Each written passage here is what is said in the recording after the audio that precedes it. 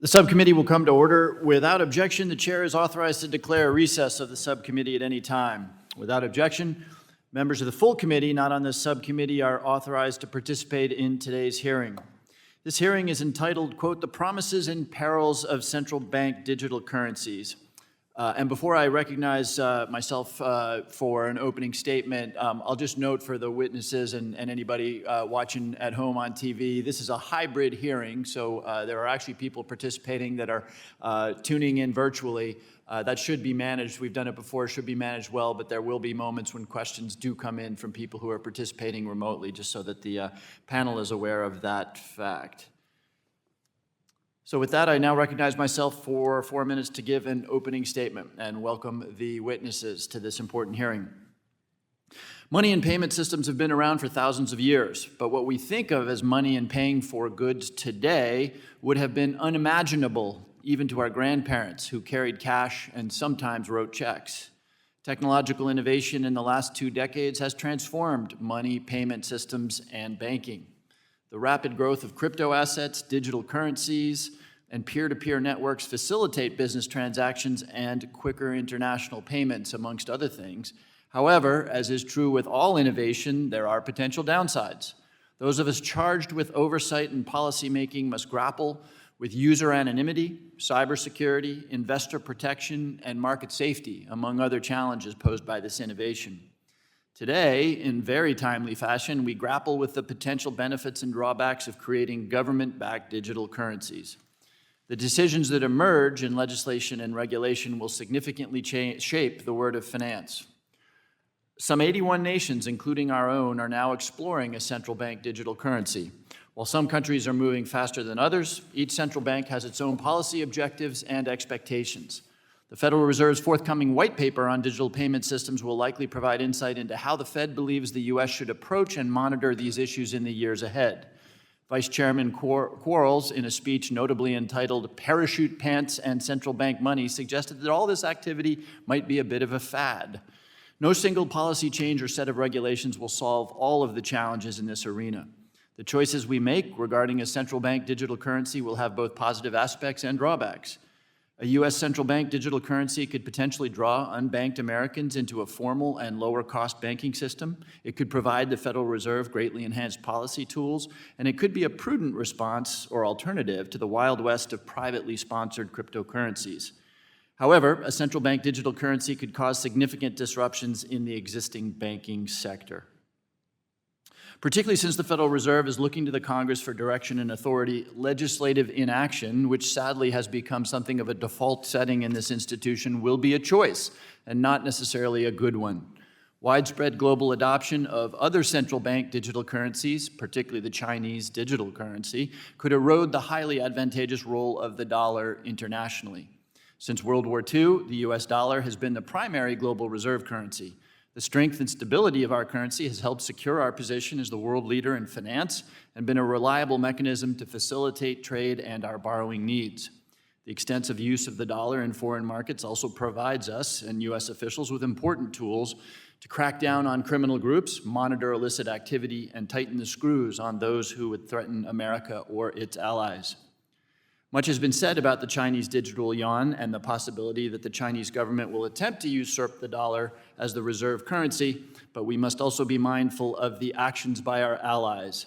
If the U.S. moves too slowly, we risk being overtaken. Today, in my opinion, we are behind.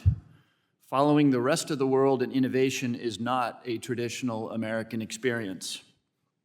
These are all difficult decisions, and we must approach them with an open mind.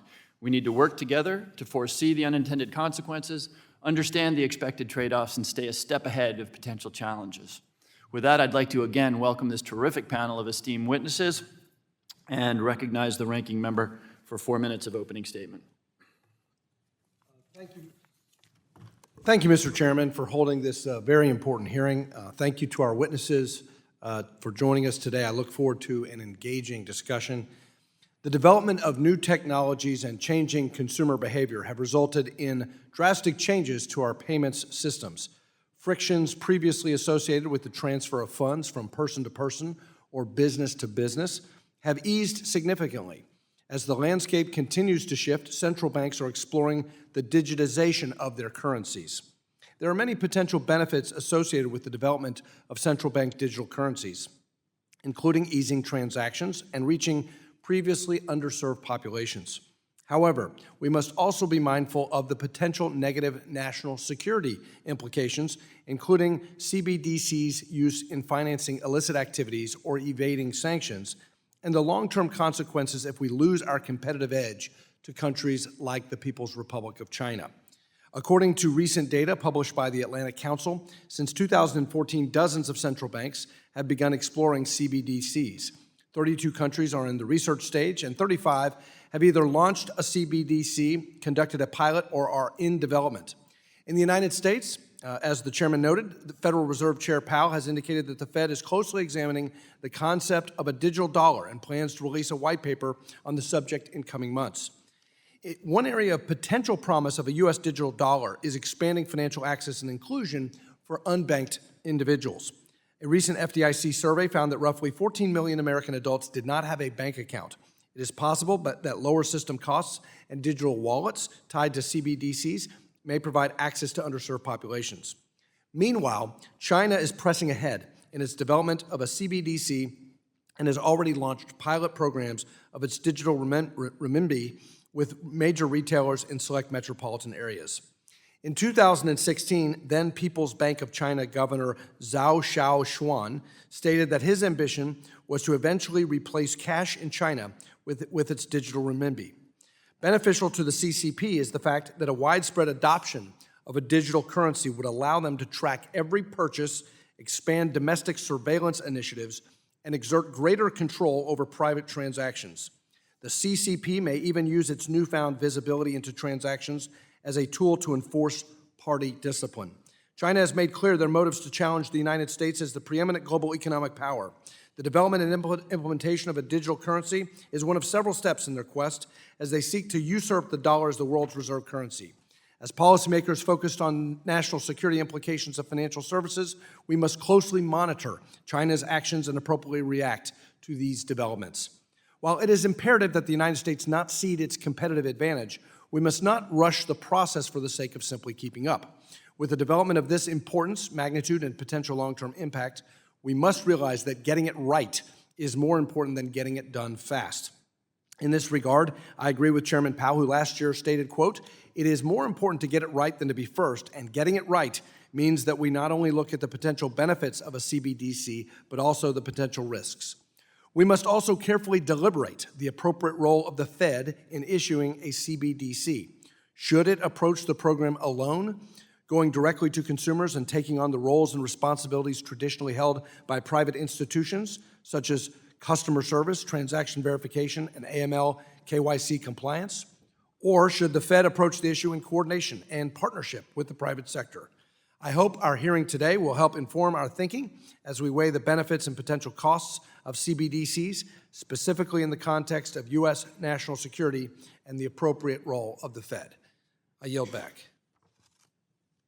Gentlemen, thanks the chair, thanks the ranking member, and now recognizes the chairwoman of the full committee, the gentlewoman from California, for 1 minute.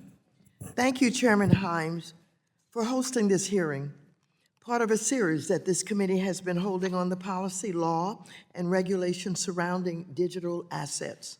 The Federal Reserve is at the center of our response whenever the economy enters a recession, and thus it is vital that our central bank has powerful tools to achieve its mandate. A central bank digital currency, or CBDC, is one potential tool.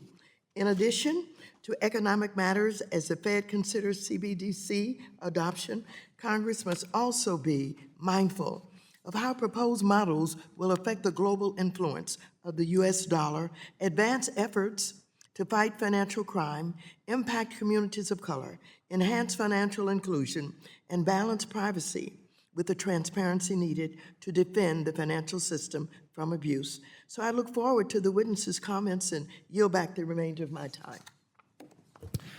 The chair thanks the chairwoman of the full committee and now recognizes the ranking member of the full committee, the gentleman from North Carolina, for 1 minute. Well, I thank the chair for holding this great hearing today. This is a subject that Congress must wrestle with. As Fed Chair Powell says it's better for the U.S. to get a central bank digital currency right than to be first. We're certainly not going to be first, but we have to wrestle with privacy rights and civil liberties, something that the Chinese don't care a whit about. And I agree with my colleagues that a digital yuan has national security implications for the United States. However, a central bank digital currency is not the only tool to compete with China. We should be looking at how we are better than China. How do we improve ourselves? How we ensure private sector innovation continues? How we see competition and competition bringing the best products to market and letting that competition encourage the use of the U.S. dollar and making cross-border payments faster and cheaper. There's a lot of work to be done, but I'm glad we're jumping into the fray. Congress must wrestle with this, and it is on us to legislate this into existence if that is the right thing to do. And with that, thank you, Mr. Chair. Gentleman yields back. Today, we welcome the testimony of our distinguished witnesses. First, we have Ms. Julia Friedlander, the C. Boyden Gray Senior Fellow and Deputy Director of the Atlantic Council. Next, we have Mr. Yaya Fanusie, an Adjunct Senior Fellow for Energy with the Economics and Security Program at the Center for a New American Security.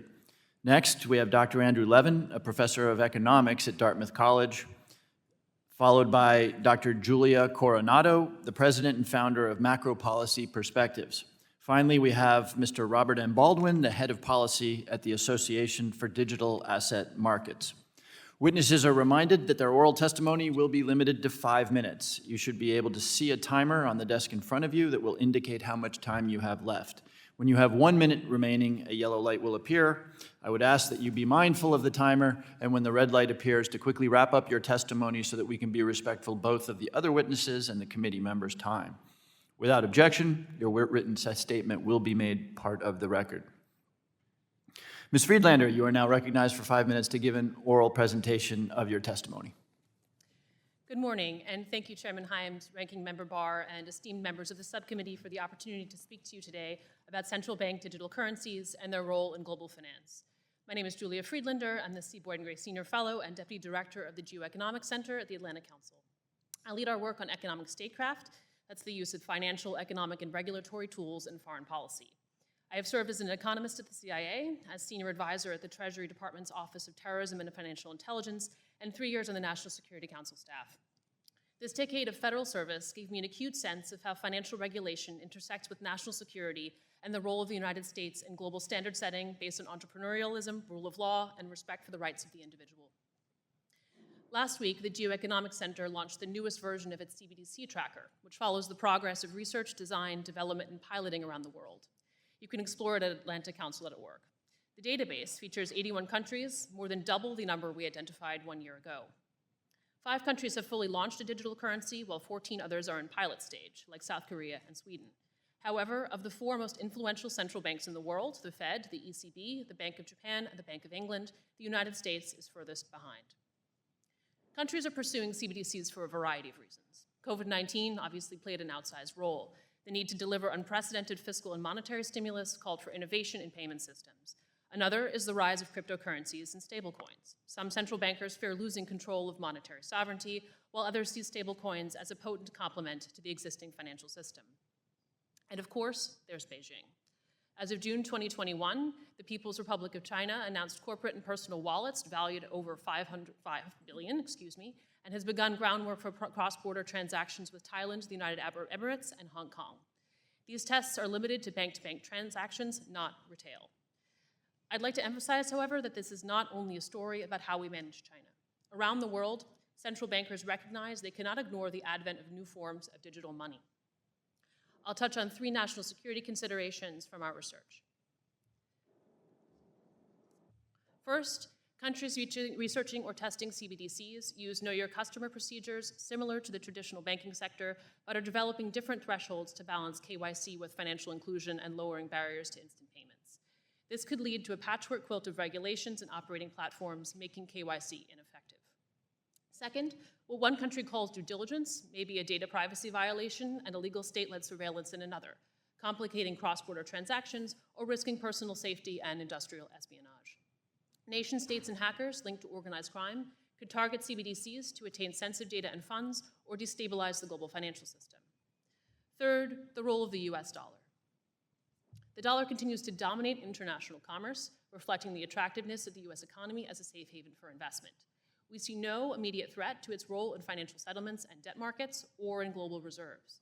Most CBDC programs are focused on domestic use cases, not international transactions. Compatibility and widespread standardization are a prerequisite for a CBDC to challenge the financial system as it currently is. However, in the medium to long term, if CBDCs demonstrate superior effectiveness in the speed and cost of transaction, they could begin to undermine the dollar's status. If countries are able to build wholesale, cross-border CBDC mechanisms at scale, these payment systems could begin to replace SWIFT and other messaging systems. This could, over time, reduce the share of international trade and capital flows denominated in dollars. How might this happen? Over time, countries may develop cross-border interoperability that settle transactions instantaneously. The dollar would become a technological laggard. In the private sessions we convene at the Atlantic Council, we have heard from other nations that are eager to hear from the US and without our guidance may look to China on how to build a CBDC. Chair Powell has emphasized that as the issue of the world's reserve currency, it is more important to be right than to be first.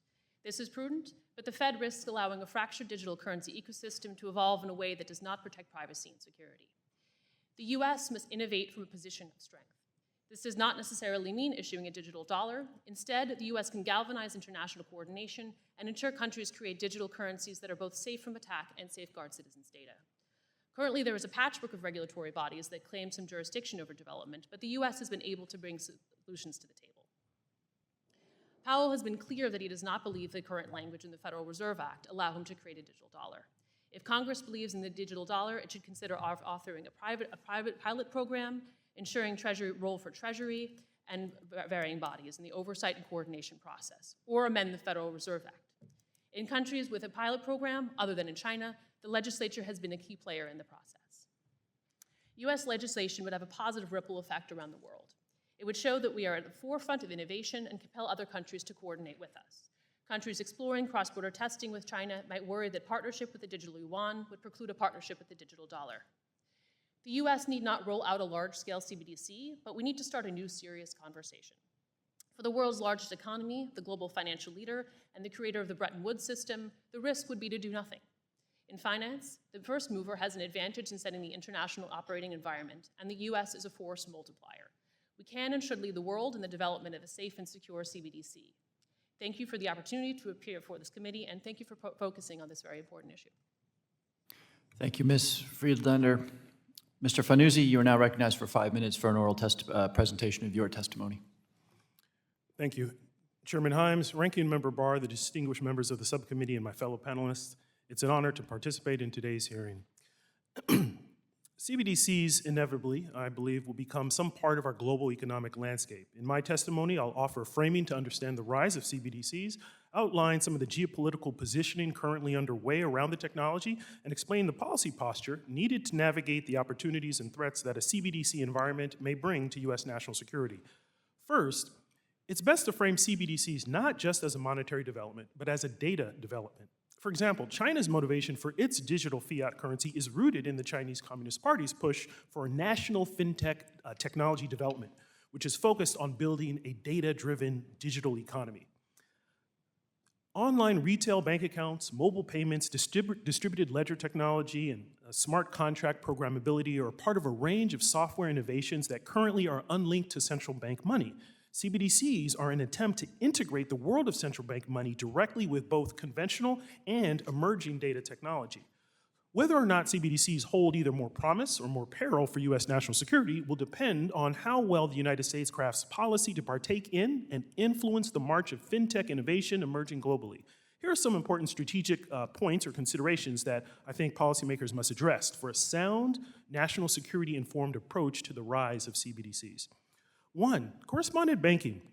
So the high chance that correspondent banking will be disintermediated on some level when CBDCs proliferate.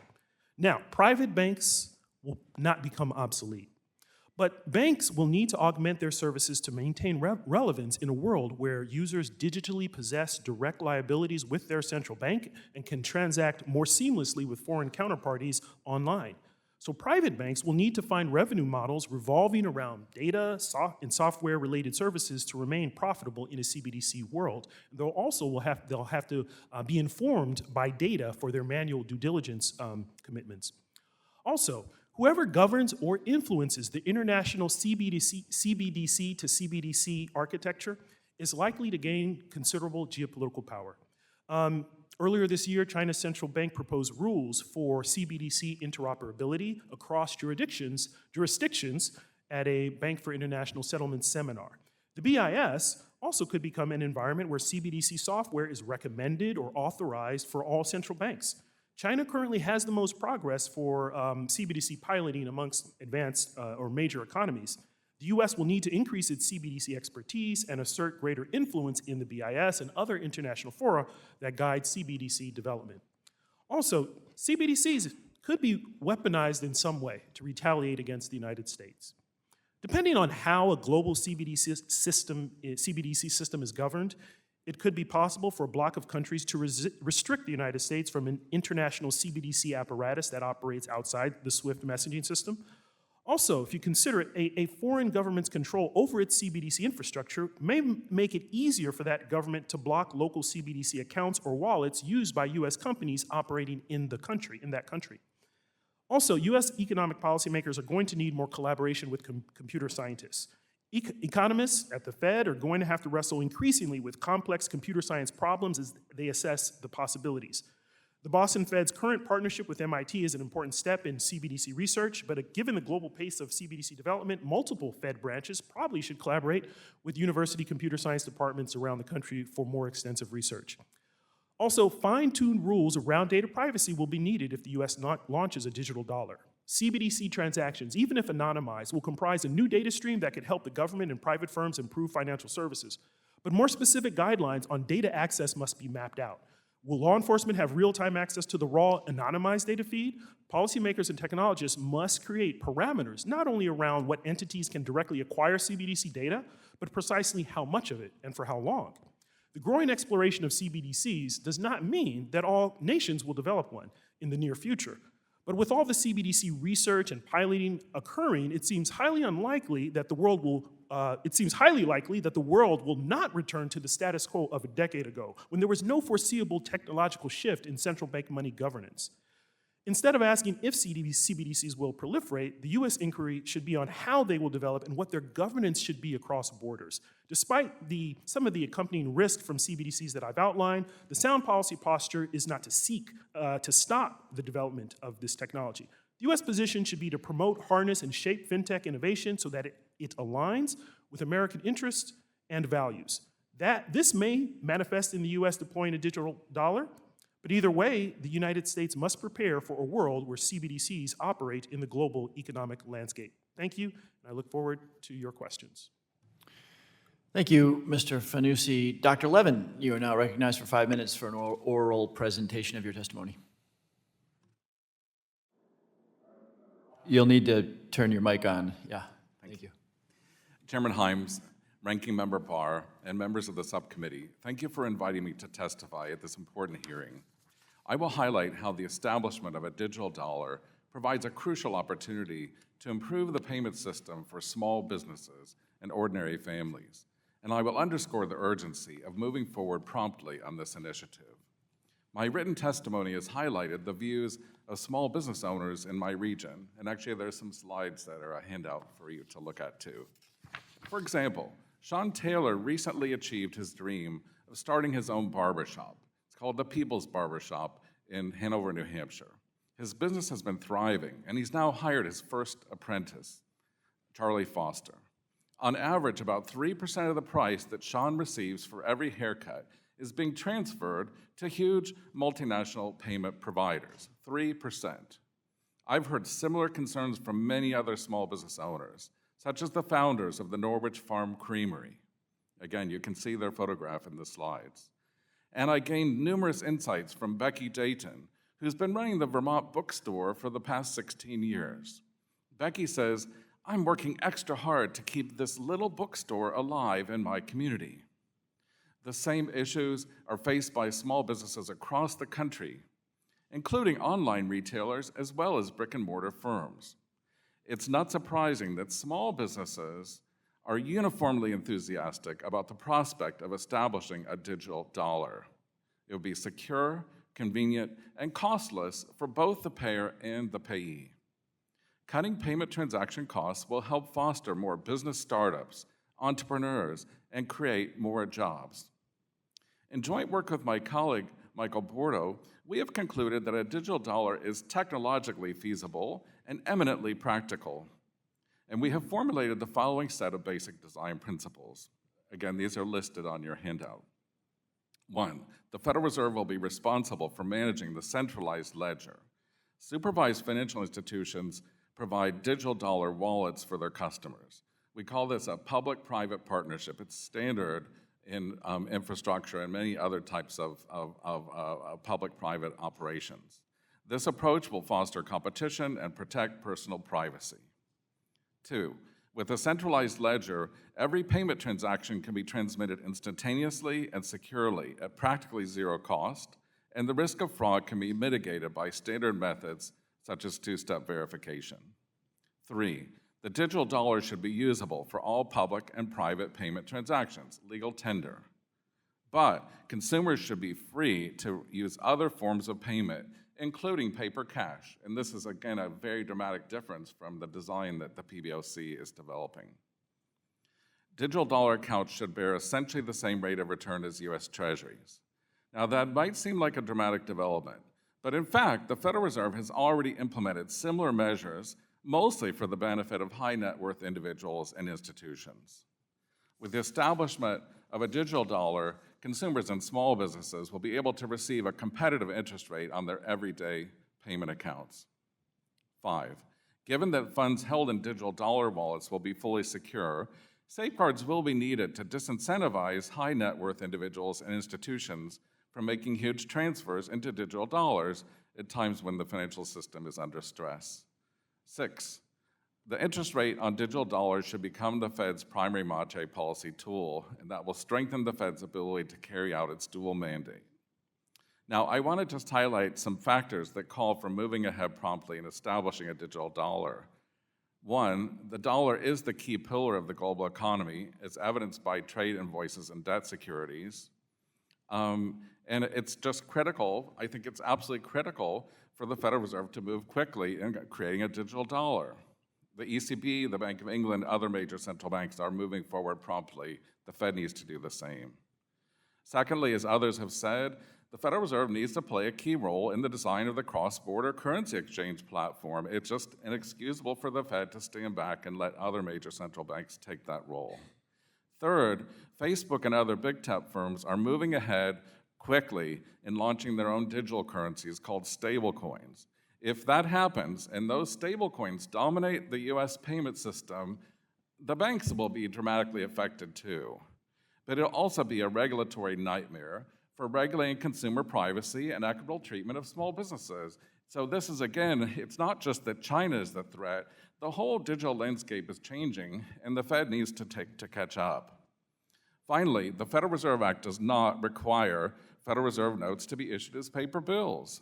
Congressional legislation is not a prerequisite for the establishment of a digital dollar. But the US Congress is the Fed's boss. You're the boss. And hearings like this are crucial for overseeing the Fed's role in ensuring that the payment system works effectively for small businesses and ordinary families across the country. Thank you for your consideration. I'll be glad to answer your questions. Thank you, Dr. Levin. Dr. Coronado, you are now recognized for 5 minutes for an oral presentation of your testimony. Thank you very much. Thank you for the opportunity to testify. I also have a set of exhibits at the back of my testimony. My name is Julia Coronado. I'm the founder of MacroPolicy Perspectives. I've spent my entire adult life in the financial services industry, from being a bank teller to staff economist at the Federal Reserve Board to chief economist at one of the largest global investment banks. I also teach macroeconomics to business school students at UT Austin. I stress to my students that the US dollar did not become the global reserve currency overnight. It's a story of evolution, and the job is never done. Digital currencies present a challenge to the US and other countries, and we must rise to that challenge. If we do it well, we can improve the safety and soundness of our financial system and enhance the equity and efficiency of monetary policy. My remarks will draw on a proposal I put forth with Simon Potter. We propose the creation of a new system of regulated financial institutions called digital payment providers to facilitate fast, inexpensive retail payments for consumers through the use of a digital currency backed by reserves at the Fed. Much like the current banking system, a two-tier system would promote competition and continued innovation, while Fed oversight would promote safety and soundness. Our proposal would limit account size to preserve the role of the fractional reserve commercial banking system. The proposed system would help the Fed ensure that the valuable public good of a stable currency survives the transition to a digital age while using lower costs to reach the underbanked that have not benefited from payment convenience and security offered by the current banking system. Relying on the private sector alone to offer the benefits of new technology, as the US is currently doing, introduces significant and growing sources of systemic risk. The Fed would need to invest in a new infrastructure that establishes and monitors a rigorous standard for cybersecurity, consumer privacy, and system resiliency. The Fed would not have access to individual data, but could establish and monitor standards for consumer privacy. Our current lack of digital infrastructure has left our economy vulnerable to increasing attacks. An important byproduct of a CBDC will be a public-private partnership that confronts the most significant risk to the functioning of our market economy. Some Fed officials have urged the need for caution given the dollar's role as the global reserve currency. I cite that as a need to move forward with urgency. Private cryptocurrencies are proliferating that pose risks to financial stability. Other countries are advancing the ball on CBDCs. The US should not just be engaged, but be playing a leadership role. Digital currencies also present an opportunity to make monetary policy more equitable and efficient. Why does the Fed need a new tool for monetary policy? Interest rates have fallen around the world in recent decades, leaving the Fed and other central banks increasingly reliant on balance sheet policy to achieve their goals. Bond purchases work by lowering long-term rates and boosting asset prices. The Fed has faced the critique that its policies exacerbate inequality, and boosting asset prices does make the rich richer. However, the alternative is to allow unemployment to increase, disproportionately harming lower wage and Black and brown workers. Doing nothing is not an option, but the Fed lacks the tools to boost the economy in a more equitable fashion. Digital accounts can add a more equitable tool. We propose the creation of recession insurance bonds, zero-coupon bonds authorized by Congress, calibrated as a percent of GDP sufficient to provide meaningful support in a downturn. The Treasury would hold these securities on behalf of the public, the Fed would purchase them in a downturn, and credit household digital accounts. Cash transfers may sound like the domain of fiscal policy, yet it precisely mirrors the permanent expansion of the money supply Milton Friedman described as helicopter money. The COVID recession confirmed that interest rates and balance sheet policy remain powerful tools, yet we have also seen that providing cash to households in a crisis is more powerful in sustaining demand when the economy is hit with a shock that leads to rising unemployment. Digital payments could also reduce risks to financial stability. The Fed's increasing reliance on bond purchases may be contributing to asset price inflation becoming higher and more cyclical. Lower interest rates and higher asset prices spur business investment and consumer spending, which leads to job creation. Asset prices usually decline in a recession, which can amplify and deepen job losses. Direct payments to consumers can stabilize demand in a recession more effectively, and knowing the Fed possesses such a tool could calm investors and reduce the need for the Fed to engage in medium-term asset purchases. Disruption from technology is an inevitable part of every industry. It also creates opportunity. Develop together a Fed-backed digital dollar, low-cost accounts and payment processing, and a framework for the Fed to make digital deposits to consumers could make U.S. institutions able to meet the challenges of the current global environment. Thank you. Thank you, Dr. Coronado. Mr. Baldwin, you're now recognized for 5 minutes to give an oral presentation of your testimony. Chairman Himes, Ranking Member Barr, distinguished members of the subcommittee, thank you for the opportunity to testify today. My name is Robert Baldwin, and I'm the head of policy at the Association for Digital Asset Markets, or ADAM. In this capacity, I oversee the policy and standard-setting process for the self-governing association and work to develop industry best practices that facilitate fair and orderly digital asset markets. Prior to ADAM, I served at the U.S. Department of the Treasury and the Central Intelligence Agency. My testimony today seeks to advance the conversation on the future of U.S. payments. I will focus on the current status of payments in the U.S., goals for an advanced payment system, and discuss two leading solutions, including the development of a central bank digital currency, or CBDC, and the use of a responsibly managed private sector stablecoin. Domestic and international payment settlement mechanisms have not kept up to the recent advances in telecommunications technology. These complex, decades-old networks are costly, slow, and susceptible to cyber attacks. However, the international correspondent banking system has served the United States very well. The U.S.'s economy's deep and liquid capital markets, strong rule of law, and dynamism have enabled the dollar to become the preeminent global reserve and transaction currency, accounting for over 60% of global transactions, despite the U.S. making up about a fifth of global GDP. This has provided the U.S. significant fiscal space, allowed it to maintain a robust sanctions program, and has created many American jobs in financial services. However, the system of payments is facing pressures on two fronts.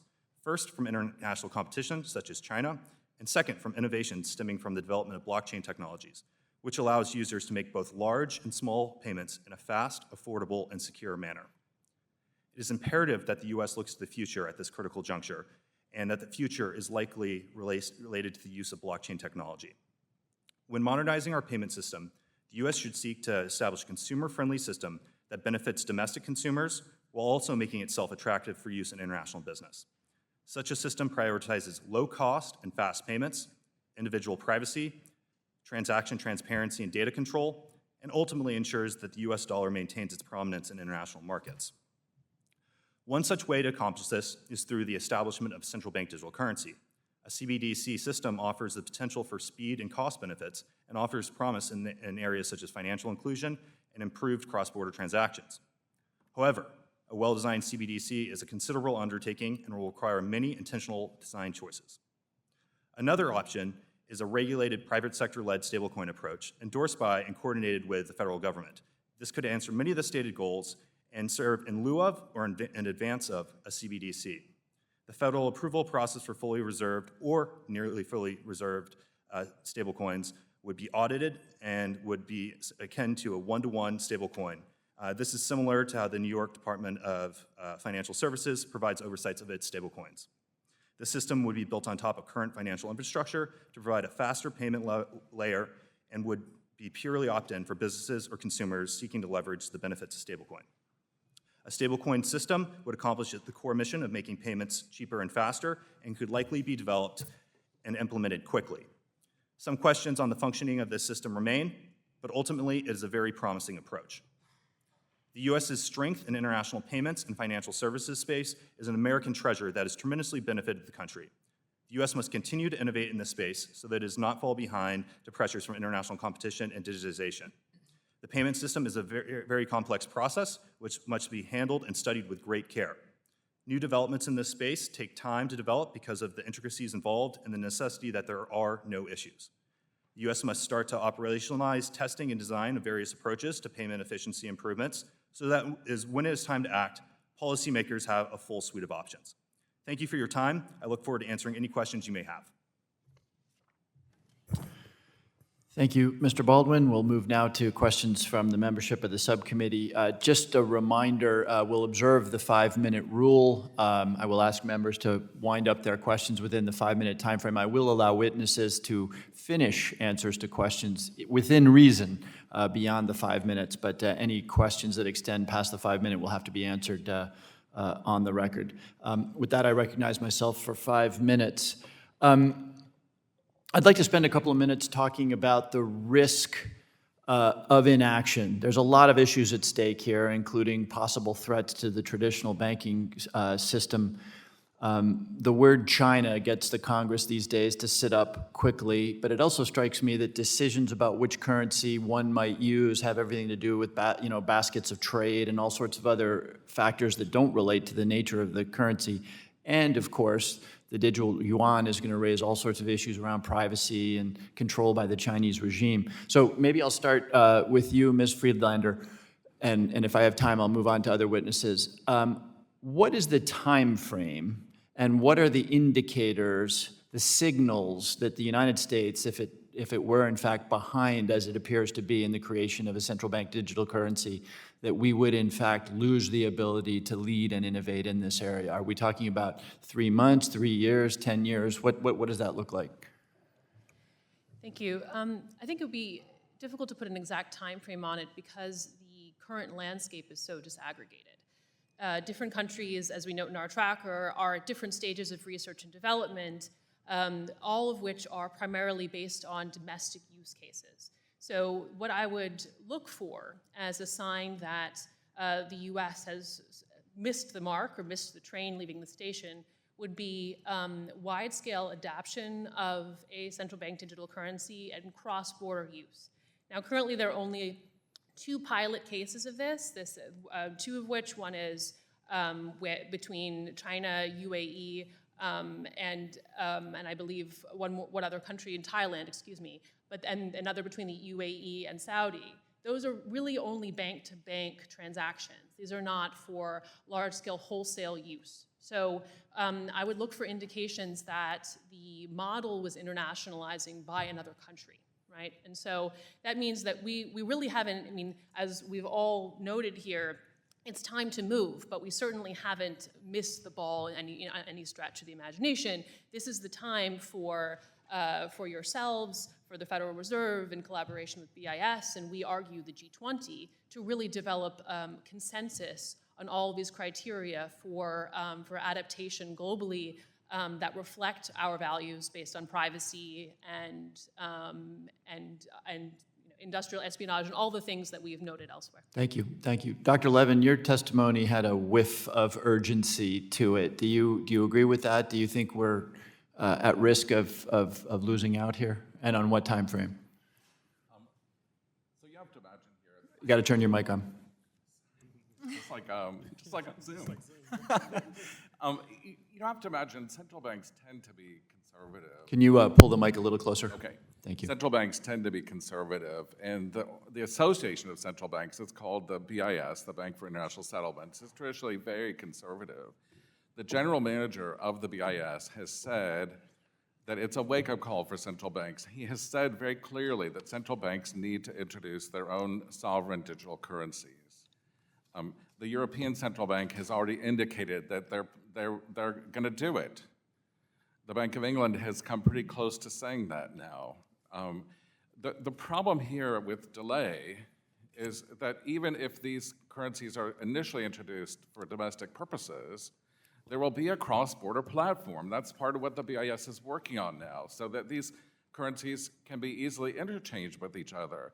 And if there's no US digital dollar on that platform, then you better believe that all the international trade invoices that have been conducted in US currencies, even by countries that are not directly trading with the US, they're invoiced in US dollars, they'll all migrate to other digital currencies. The same with sovereign bonds. Many countries issue sovereign debts that are denominated in US dollars today. Many corporations in Korea and other countries issue their debts in US dollars.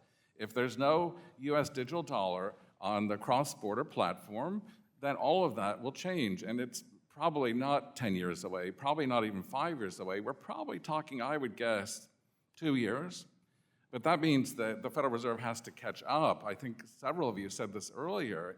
It's not just that the Fed is kind of right at the cutting edge. The Fed is behind the curve right now, and it needs to catch up urgently, and it doesn't have much time left to do that. Okay, Dr. Levin. Dr. Coronado, I'm almost out of time, but so quick question, quick answer. Addressing the issue of the possible flight from banking into CBDC in moments of stress, are there other mechanisms to alleviate that other than caps on the amount of accounts? So there are potential structures that you can put in place, but the caps on the accounts is the easiest way to achieve that. And just I think it's definitely a solvable problem. Okay, I am out of time. I apologize for that, but I would like to follow up perhaps for an answer on the record on that issue. With that, I'll recognize the distinguished ranking member of the subcommittee for 5 minutes of questions.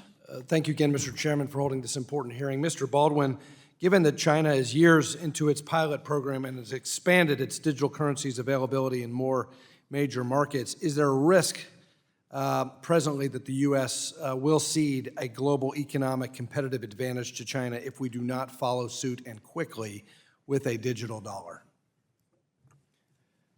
China has many structural issues associated with its central bank digital currency. First of all, being a lack of rule of law, concerns about privacy, as well as capital controls. Those make an unappealing option in the international global sphere if there are no other options. The U.S. needs to catch up to the Chinese development, but when the U.S. presents its own alternative, there is an obvious incentive for the current system to utilize an American-based system. Okay, given that, let me drill down on a couple of follow-ups. What impact if the United States does not proceed with its own digital dollar, a CBDC, or some kind of private sector-led stablecoin regulated by the government? What impact would that have on the effectiveness of U.S. sanctions should the influence of the dollar wane? The sanctions authorities and abilities that we are provided are results of the International Correspondent Banking Association systems. So the United States' sanctions abilities would be undermined if alternative systems that do not cross through traditional U.S. correspondent banking systems are undermined. Yeah, and I think Ms. Friedlander also made that case pretty persuasively. Final question to you. Describe the digital dollar CBDC approach versus the regulated private sector-led stablecoin approach. What are the pros and cons? Yeah, a CBDC approach could take two forms. It could be in a tokenized form, so essentially a digital dollar that's transferable around from different wallets, or it could take an account-based approach. There are a number of privacy considerations that need to be taken into account for a CBDC approach. A private sector stablecoin approach would build on top of our existing financial infrastructure. So that would enable faster payments on a back-end basis and would be primarily opt-in. So banks that are seeking to have faster payment settlements could implement a stablecoin approach to have faster payment settlement times, and then there could be obvious abilities for the private sector to innovate at a consumer level, so providing options for consumers holding stablecoins. Well, for any of our witnesses, does anyone have an opinion on, in terms of the competition with China and other international competitors, is there a preferred approach, the authentic CBDC approach or the regulated stablecoin? Dr. Levin?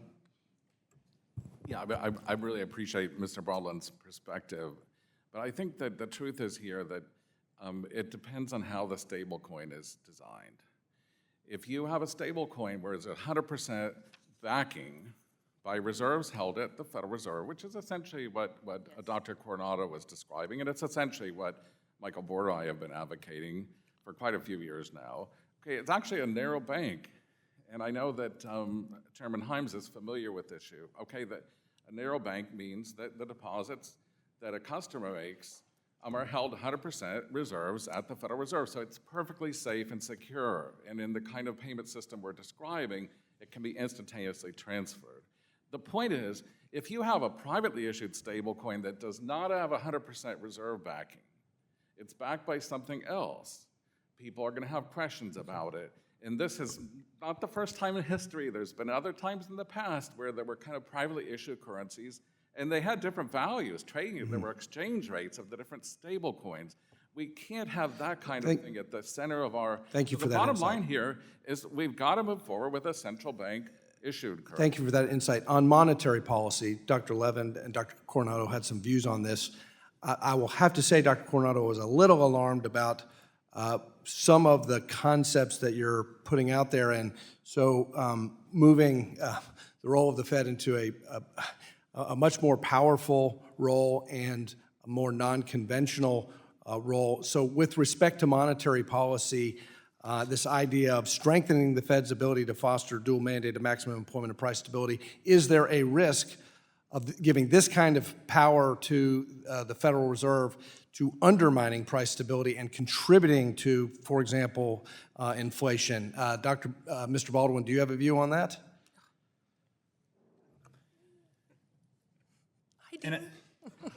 Dr. Coronado has a view on that. I've run out of time.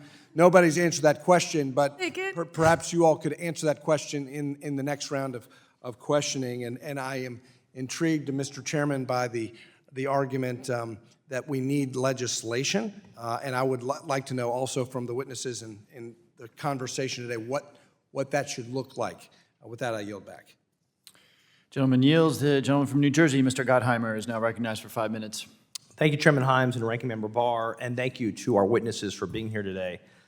I'm very concerned about the increasing attractiveness of cryptocurrency and blockchain technologies for illicit actors, such as foreign terrorist organizations, including Hamas, Hezbollah, and ISIS, and others, and those who wish to avoid American sanctions, such as Iran and Venezuela, and domestic white supremacists, including the Proud Boys and other violent extremist groups which were involved in the January 6th attack on the Capitol. Mr. Fanusie, if Russia, China, or Iran creates central bank digital currencies, either individually or in coordination, to operate outside of the dollar and the technology underpinnings international money transfers, how would that, do you believe, impact America's ability to effectively target economic sanctions on those who wish to do us harm? Thank you. Very good question. It's going to depend on exactly how those digital currencies are governed and what their sort of uptake is. One model is that accounts are going to be held by banks, that banks are going to still have to hold these digital currencies, or these CBDCs.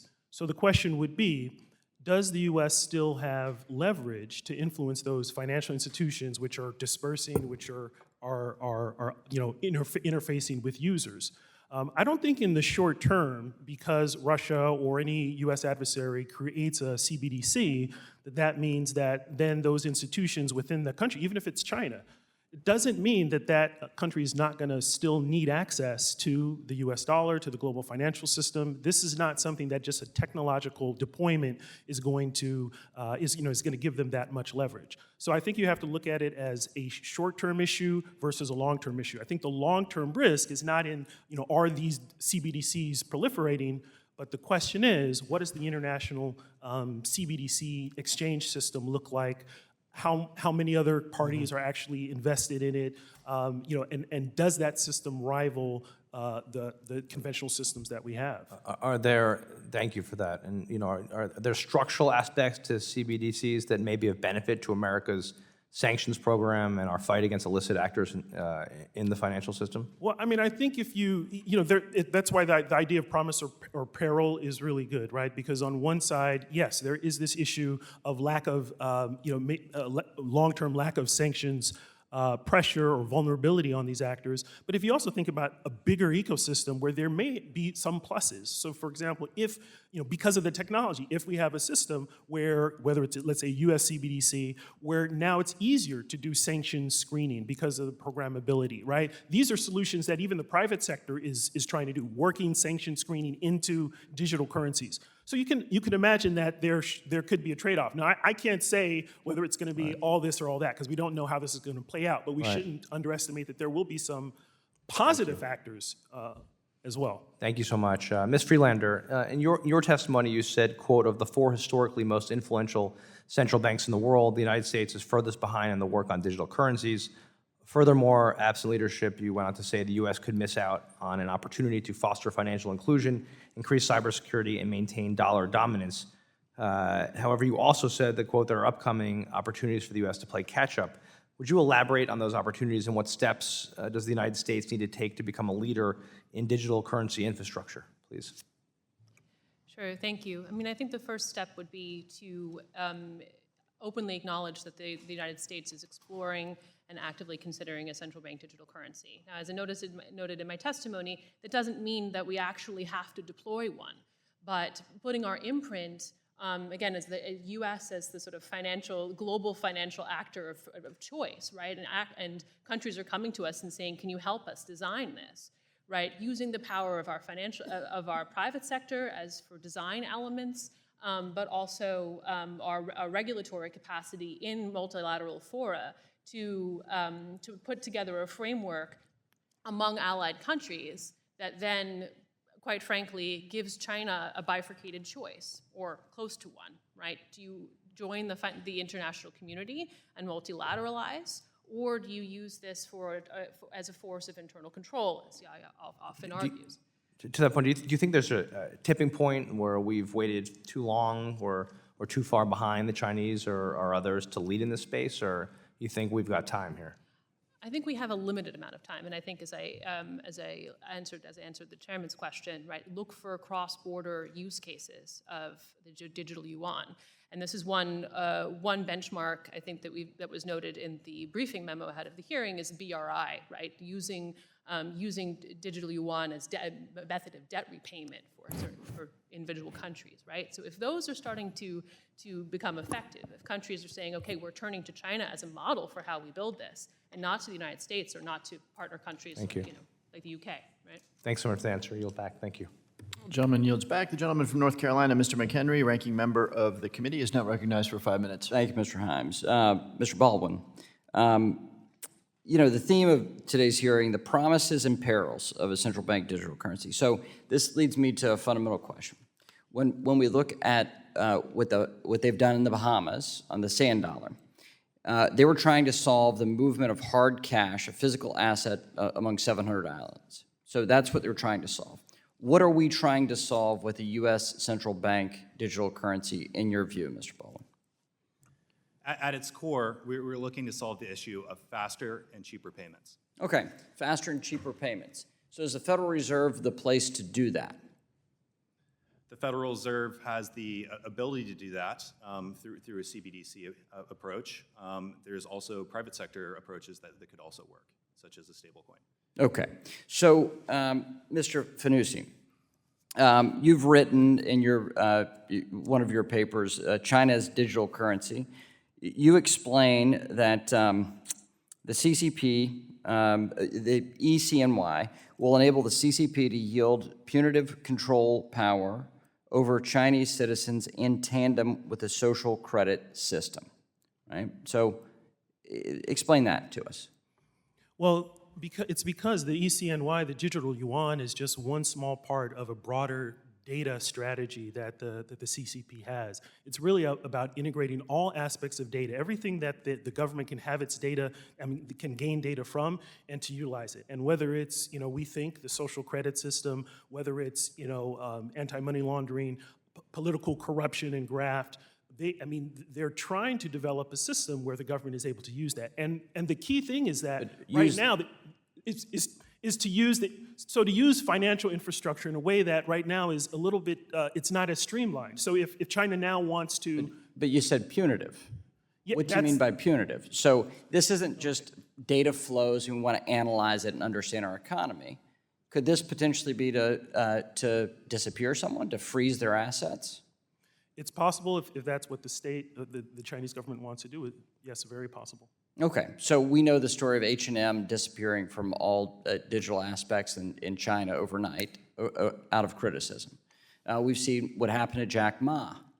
We've seen what happened with Didi. And these are very public things that we know about as Americans. So, Mr. Baldwin, Mr. Fanusie outlines how the ECNY will give this heightened level of information about citizens. In our system, our civil liberties protections are broadly different, and our assumptions as Americans are broadly different. So how do we protect that if it's an entity of government having those data flows, account-level data flows? Yeah, personal-level information needs to be anonymized on the system. Okay, so could stable coins address this? A variety of different stable coins in a regulated environment, could you address some of these attributes of digital currencies? Yes, so the approach I outlined Or a number of the attributes of a central bank digital currency. The approach I outlined in my written testimony described several competing stable coins. So this information is going to be spread across multiple private sector entities. And from an on-chain blockchain perspective, the consumer data would be anonymized. So you'd be seeing wallet transfers between the different wallets. So that would completely anonymize consumer information. Okay, so right now we have a payment system domestically. We're talking about the Fed and the clearinghouse having redundancy, having two payment systems, right? This raises to me a question. Could a variety of stable coins can create a competitive force, market force, domestically? They could get to the question that Mr. Levin raises about really the payments for the barber shop. Is that are there attributes of a stable coin that could better do that than a central bank digital currency? A stablecoin could be implemented on top of current infrastructure. So it could speed up in the back-end settlement processes. So if you're looking at a retail provider who is using a Square app, and that's having a 3% fee, a stablecoin provides the ability to accelerate the transactions and lower the cost on the system. So it would provide benefits. Okay, but this is a fantastic panel. Mr. Chairman, thank you for this balanced panel because Mr. Fanusie is talking about the international implications. If we don't move as Americans, international settlements, remittances could go to a regime that we'd not like. But domestically, Mr. Levin raises this question of payments and the cost of payments. So what I'm hearing from this, and tell me if any of you disagree, that we have two separate issues we have to wrestle with, a domestic question and an international question. Does anyone disagree with that? And therefore, we could take two separate approaches on international and domestic. Anyone disagree with that? Okay. I would love to hear your comments in written form, if you would, about the nuances of what I've missed. But my time has expired. But Ms. Friedlander, I would love to hear your comments in written form. Thank you, Mr. Chairman. The gentleman's times are expired. The witnesses are invited to respond to the ranking member's question in written form. With that, the gentlewoman from Pennsylvania, Ms. Dean, is now recognized for 5 minutes. Thank you, Chairman Himes, and thank you to our witnesses for sharing your expertise with us today. Ms. Friedlander, and I'm thinking in terms of my own constituents in the Pennsylvania 4th, so suburban Philadelphia. This might all sound like gobbledygook to them. Could you help me out and describe more specifically how a central bank digital currency can help expand financial access to them, to some who are underbanked, unbanked, to some who are poor, to minority communities who are struggling with access to financial institutions? Thank you, and I'll try to get at the Congressman's question in the course of this. The central bank digital currency or a fiat-backed stablecoin, right, both have the ability to accelerate the pace of payments. Think about if you're trying to move money from Bank of America to Chase or whatever, it takes days, or never mind internationally, right? And this has turnover costs and deadweight loss for the broader economy. What you're saying to an underserved individual is that you are going to have negligible or no cost of transaction, and you will be paid either from a financial service provider or if you're receiving government benefits instantaneously overnight. Thank you very much. What lessons, Ms. Friedlander, could we learn from the design of other CDBGs like Sand Dollar in the Bahamas? I mean, I think it's important to understand that each country is designing and implementing a CBDC for a different purpose. So in the case of the Bahamas, as you note, it is a financial inclusion issue after natural disasters, getting payments to individual islands at rapid speed. If you're talking about a country like Sweden, for example, which monitors an autonomous currency that's pegged to the euro, it's more of a question of what is the role of a cryptocurrency or a stablecoin going to play in monetary policy, monetary sovereignty. For the United States, it really is that question of speeding up the speed of transaction between financial service providers. We have a very complicated financial system in this country.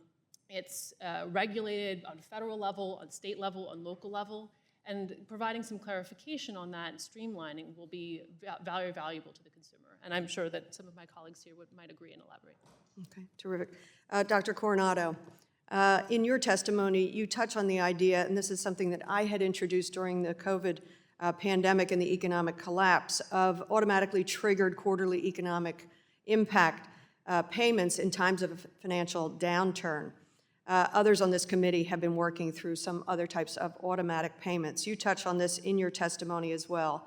With your concept of recession insurance bonds, could you describe what design features CBDG currency could increase the ease, the ability for federal government to supply payments to the American people to the point that Ms. Friedlander was just making? Thank you. Yes. So we've seen that cash payments can be very effective in stabilizing demand in the economy. Having a CBDC and a system of digital accounts that's more inclusive would mean that it's almost instantaneous, that you could get cash to households, and that you would have certain, Congresses could provide the structure in terms of limiting it as a percentage of GDP, or requiring certain triggers, like first the Fed must cut rates to zero, some kind of recessionary indicators, but that then you could get those cash payments out. And I think one of the things we also believe is that that might also reduce the need for the Fed to engage in market interventions like buying corporate bonds or some of the extraordinary facilities that were developed during the COVID crisis. If investors know that cash is going to households and that demand will be stabilized, then one of the benefits is that that will calm markets as well. So it will benefit both consumers and probably limit the need for both the Fed and Congress to act in other ways. It's an important reminder of the important stimulus that we did send out through CARES and other measures, and then, of course, with the American Rescue Plan and how that cash is helping stimulate the economy. Dr. Levin, I'll end with you. Sorry, I have very little time. Could this system of CBDCs be useful in small businesses at times of economic downturn? You were talking very much about these very traditional entrepreneurial small businesses. So households, small businesses, economic downturn, how does CBDCs play into that? I think that it was tragic last year when the pandemic hit and Congress acted very quickly and appropriately to try to help people who were thrown out of work and families that were hit really hard. And yet, because many of those people were unbanked, there were weeks that went by for those checks, paper checks, to be sent out by Treasury in the mail and for people to receive that check and then have to find somewhere to cash it. Okay, that was very sad. We have to make sure that doesn't happen again the next time around. Okay, so I think, again, part of this urgency here of creating a digital dollar is to help make sure that when there is that kind of economic or financial emergency or public health emergency, that we can get assistance quickly to small businesses too, of course, because The gentlewoman's time has expired. Yeah, sorry. I thank you, Mr. Chairman. Thank you very much for your testimony. Gentlewoman yields back. The gentleman from Texas, Mr. Williams, is now recognized for 5 minutes. Thank you, Mr. Chairman. I want to thank all of our witnesses for coming before us today to answer some of our questions about digital currency and to give us a better understanding of the costs and benefits of creating a new form of the U.S. dollar. I'm in the car business. I need to know this. And it seems like if we move forward with creating a digital currency, that it would need a lot of additional background support. And the Bureau of Engraving and Printing alone has 1,500 employees, from support staff to the energy and computing power to the cybersecurity necessary to keep all the infrastructure secure. This does not appear to be a simple endeavor. And I want to try to get an estimate of the cost making this a reality. So, Mr. Baldwin, how big of an expansion of government would it take to create a functional digital currency? It would require a large stand-up at the Federal Reserve or an operational office such as Treasury's Fiscal Service. Bigger government? Larger government. Okay. The private sector already has a few different stable coins that mimic what the Federal Reserve is considering creating. Whenever I hear the government's going to come in and create a competing or a competition or product or provide a similar service to the private sector, it really makes me wonder if it's necessary for the government to get involved at all, because sometimes that really messes things up. So, Mr. Friedlander, can you talk about what is necessary for the Federal Reserve to create a digital currency when there are already alternatives in the private sector? I would argue that there's a bit of a false dichotomy, perhaps, between an either-or scenario between a CBDC and a stablecoin. There are feasible uses for each that would fulfill different roles in the U.S. economy. So if you're talking about retail sales, maybe you want to use a stable coin. You're paying for something. But I find it hard to imagine that receiving government benefits would be effectuated by a private entity like that, and would be much better served by the central bank, by the Fed. That isn't to say that the private sector wouldn't be key in the design and consumer framework for implementing and deploying a CBDC. So what we're really looking at is a complementary ecosystem here where both can serve efficient purposes. Okay. I've met with some companies and organizations that in my district back in Texas that have described how cryptocurrencies are already transforming the payment space. I spoke with one individual that was about to transfer some of his wages into digital dollars and send some of his earnings back to his family in Honduras. This cross-border transfer able to happen quickly and without any high fees. All of this innovation is happening in the payment space without the government having their own digital dollars. So, Mr. Baldwin, do we risk stifling some of this progress if we were to create our own digital currency? I could see the two processes working together, but ultimately private sector innovation has led to the core technology that's enabling the discussion that we're having today. It is the Bitcoin's blockchain technology, which has allowed the potential for a CBDC and a stablecoin approach. So it's private sector innovation that's developed these new technologies that we're leveraging for more noble purposes. Private sector is still the best, isn't it? Yes, sir. Well, thank you. And Mr. Chairman, I have a little bit of time left. I yield it back. Gentleman yields. The gentleman from Massachusetts, Mr. Auchincloss, is now recognized for 5 minutes. Thank you, Mr. Chairman, and to our assembled witnesses. As I was reading the material for this and hearing your testimony, I found the case for CBDCs for geoeconomic and strategic purposes very compelling. And I understand why the United States needs to catch up, both to retain its economic leverage, to maintain the US dollar as the reserve currency. This makes a lot of sense to me. I do have some significant concerns about domestic use cases for CBDCs. And I think as a starting point, Ms. Friedlander, I'm wondering if we can have a two-tiered approach here. If we could move ahead with a federally controlled digital currency for use internationally while holding back on any domestic use cases until we can do more interrogation of that. Is that even a possible path forward? Potentially, but I would say that looking at the countries that have that are further along than we are, this is a revolutionary technology in the financial world. That working it out domestically is a much more sort of biting things off as you can chew on a regulatory front, especially when you want to then proliferate US-based standards internationally.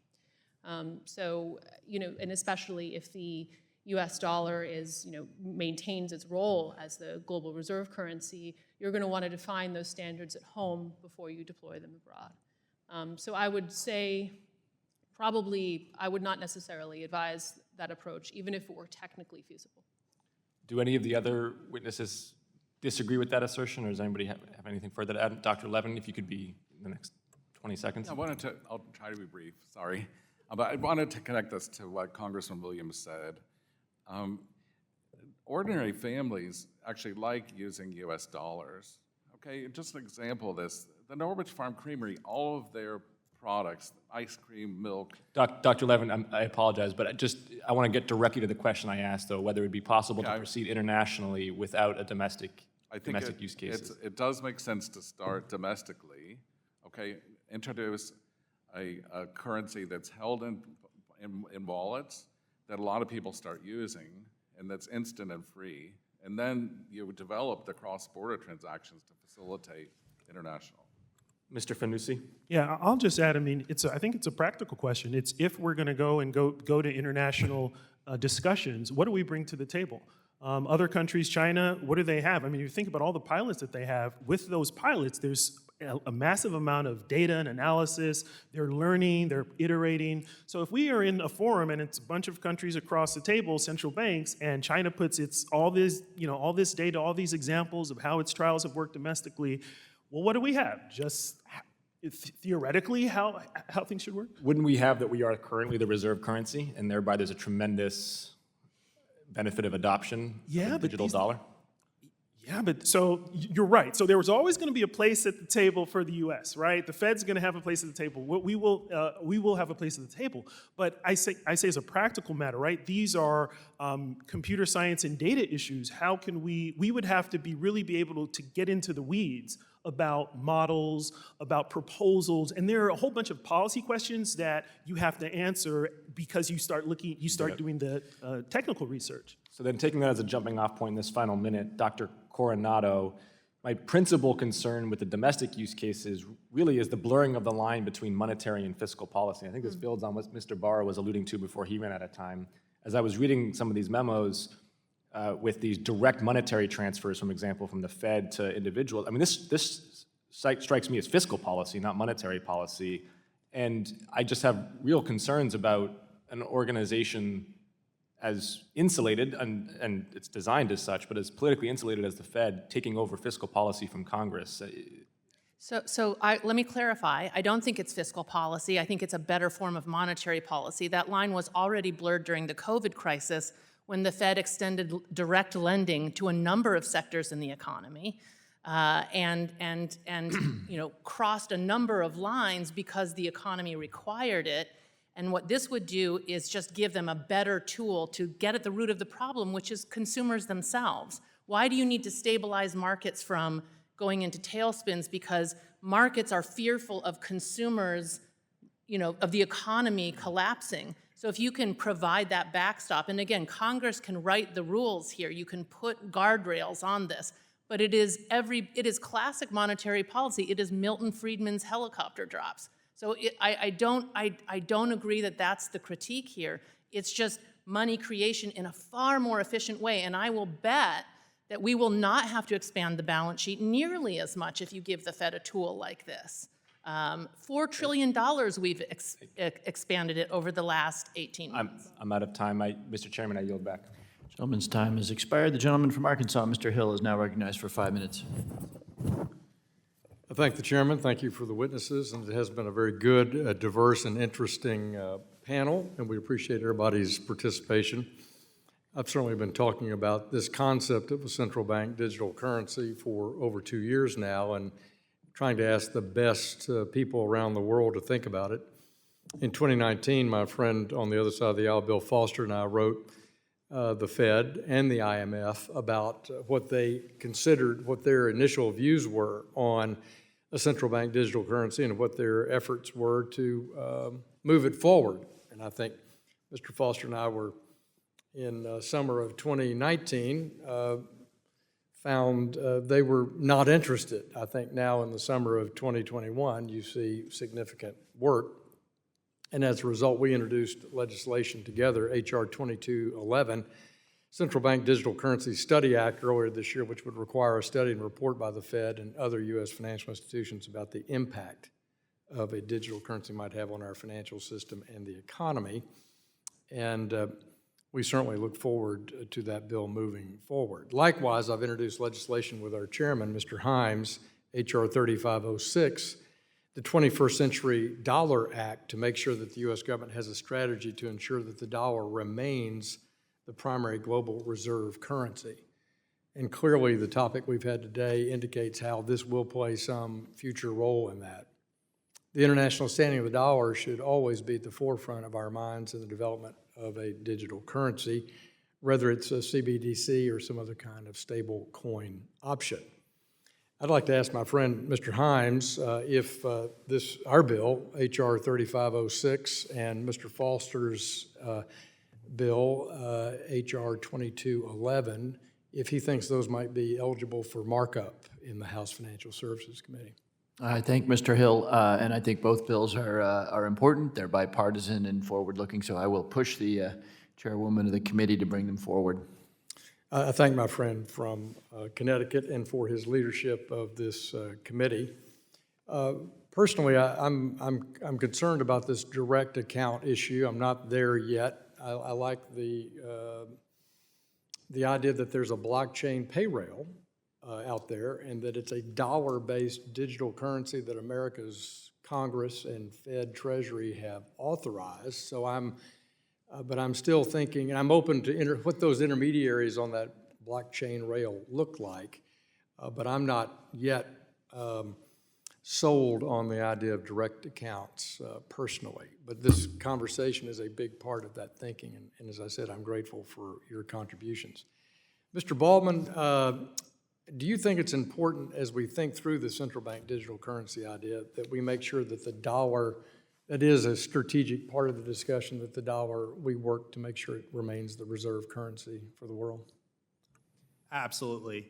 The dollar as a reserve currency of the world provides us so many benefits, ranging from the ability to conduct fiscal policy on an expanded basis, in addition to our sanctions authorities.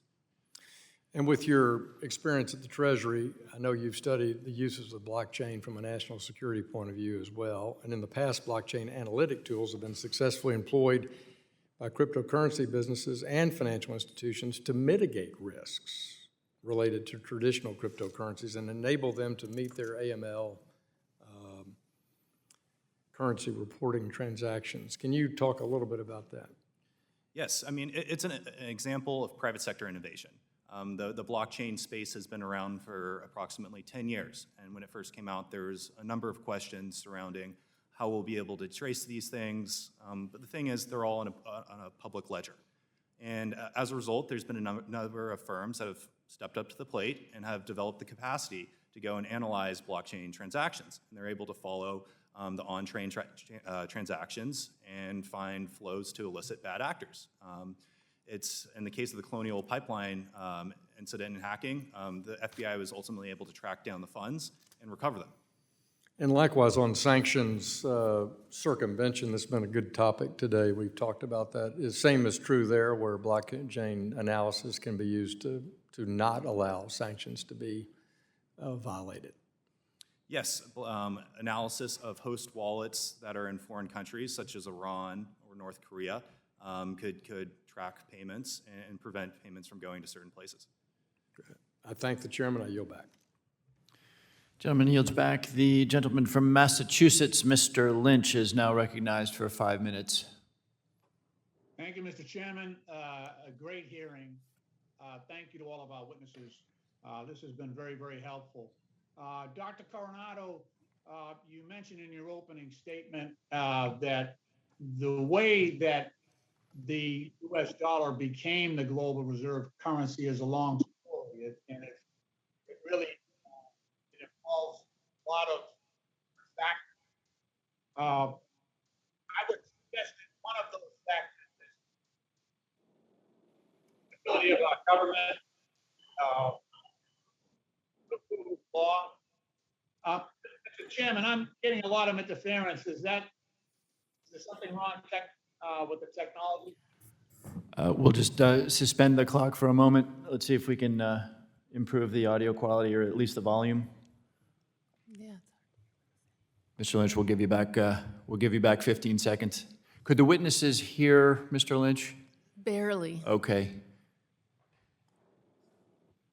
Dr. Coronado. Yes. One of the reasons that we have the global reserve currency in the U.S. dollar is because of the rule of law that we have here in the United States, independent judiciary. There are a lot of reasons that people trust the dollar, including the reliability of our elections and the fact that we have a peaceful transfer of power every 4 years.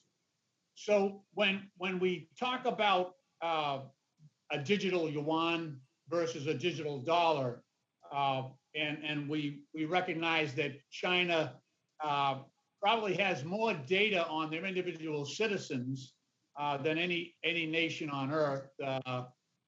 Facial recognition widely used for oppressive reasons. This digital yuan would give China a more granular level of surveillance of financial activity in their country, would it not? Yes.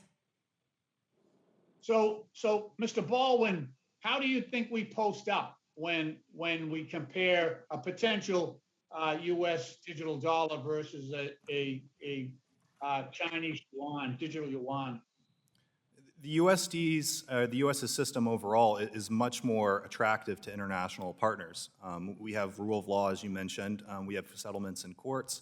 And we also have a history of responsible monetary policy. The Chinese Communist Party has a lot of structural issues with its potential digital yuan. That includes concerns about monitoring, concerns about overstep in controlling payments going to certain individuals, and even structural issues such as capital controls. Very good. Now right now we have about 200 stable coins that are available, the most popular anyway. All of those are pegged in some way to a more stable fiat currency. And the recommendations of the OCC and the SEC were that there should be a one-to-one digital stable coin to a stable fiat currency, such as the US dollar. But recently we discovered that Tether, which is one of the most popular so-called stable coins, their reserves are being held in commercial paper, which we have seen repeatedly, the liquidity of which disappears in times of stress. So, Mr. Baldwin, or perhaps Dr. Coronado, is it important the way we design this? And I know it's taking more time than any of us would like, but is it important that we try to, I guess, include that stability that the dollar enjoys in the design of our digital dollar? Yes, the design of a stablecoin is extremely important, and the reserves backing it and the auditing standards of those reserves are extremely important. The company you mentioned operates as a money service business. That's a state-by-state regulatory authority that doesn't have as much scrutiny as a traditional financial regulator would. In the state of New York, the New York Department of Financial Services oversees stablecoin regulations, and you see much more responsibly reserved firms providing stablecoins in that state. I'll add that I don't see any benefit from not having full reserve backing from a Federal Reserve digital currency. If what we're looking here for here is the advantages of technology combined with stability, why would we not have 100% reserve-backed digital currency, and then what the providers, the stable coins provide is the innovation on the technology front? Thank you very much, Mr. Chairman. My time has expired. I yield back. Thank you. Gentleman yields. The gentleman from Ohio, Mr. Davidson, is now recognized for 5 minutes. Thank you, Mr. Chairman. Thanks for holding this hearing. Appreciate our witnesses. And, you know, as we just where Mr. Lynch talked off, the architecture and design is very important. We all recognize the importance and frankly, the power that it gives the United States to have the world's global reserve currency. As I listen to people put emphasis on that, though, I wonder whether each of our witnesses thinks it's more important that the US dollar is the global reserve currency or that the United States has sound money. Sound money or global reserve, Mr. Baldwin? I think they operate in accordance together. Dr. Coronado? Yeah, they go. That's why we became the global reserve currency. Dr. Levin? Yeah, I agree. In fact, just to elaborate on what Dr. Coronado said earlier, we need to Sound money or sound money. This is not, okay, not an essay. Sound money or global reserve. I think, again, they go hand in hand. You want them both. Okay, Dr. Fanusie or Mr. Fanusie? I agree. Sound both. Yes. Yeah. Okay, we want them both. All right. You know, we could really debate whether we actually have sound money tonight or not, but I think we're doing a nice sample pack of modern monetary theory. There is no lender for this, you know, helicopter money that Dr. Coronado referred to. We're actually destroying the dollar, which is why there's been an interest in things that aren't US dollars. It's created asset price inflation in our stock markets. People have fled cash reserves for anything but cash. Wise folks have recognized, this Ray Dalio said it, well before the coronavirus, cash is trash. Not because the US dollar is bad, but because the monetary policy is bad. We're destroying the dollar. With our fiscal policy, and Dr. Coronado integrating fiscal policy with it is horrific. So the real question is, when you look at what's happening with the central bank digital currency, some of the aficionados for this, when I hear Mr. Fanusie laud the Chinese, and it almost seems like there's a coveting of the power that China would have by being able to create this really creepy surveillance tool, by being able to know everything about every person, and including every transaction, and frankly, the ability to filter those transactions for the power of the state. I guess if you're a statist, you would actually love that tool. And if you look at the things that Dr. Coronado is talking about, and Dr. Levin referenced, to perfect the monetary policy, you could give the Fed more power than they already have as the most powerful central planner that we have to distort the economy. And frankly, if you want to perfect negative interest rates, you make sure that people can only hold digital currencies because you can destroy the holdings. You can put expiration dates on people's dollars. So these are tools that people are proposing. They're not said here in public, but they have been mentioned at the Bank of International Settlement. So, this is not something that I think we should seek to do, is empower the central bank to do these things. So when I think about how did we come to have this conversation, we largely had it because someone under the pseudonym, or some people under the pseudonym, Satoshi Nakamoto created Bitcoin. It made the blockchain secure architecture, widely known and widely used and very attractive for its features. And so when I talk about the features, it's a true distributed ledger technology. It allows some level of privacy.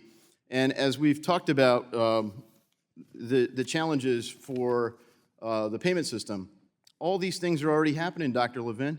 They're already happening. They're happening without a central bank digital currency.